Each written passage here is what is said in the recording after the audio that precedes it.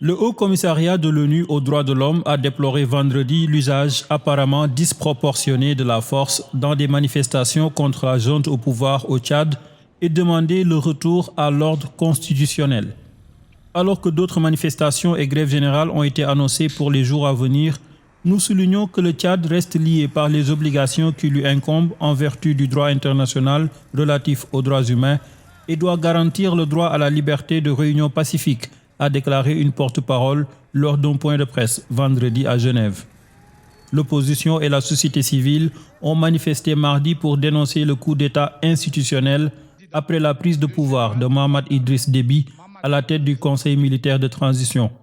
Ils ont aussi manifesté contre la politique française dans le pays.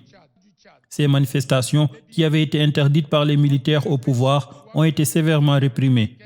Plus de 650 personnes ont été arrêtées, 6 personnes ont été tuées à N'Djamena et dans le sud du pays selon les autorités, 9 selon une ONG locale. Le Haut Commissariat aux droits de l'homme demande aux institutions publiques concernées de mener des enquêtes impartiales, rapides, efficaces et transparentes sur les violations des droits humains qui ont pu être commises, notamment sur l'utilisation apparente d'une force inutile ou disproportionnée pour disperser les manifestations. Il demande également que les forces de défense et de sécurité tchadiennes reçoivent des instructions claires leur enjoignant de s'abstenir de recourir à la force contre les manifestants pacifiques.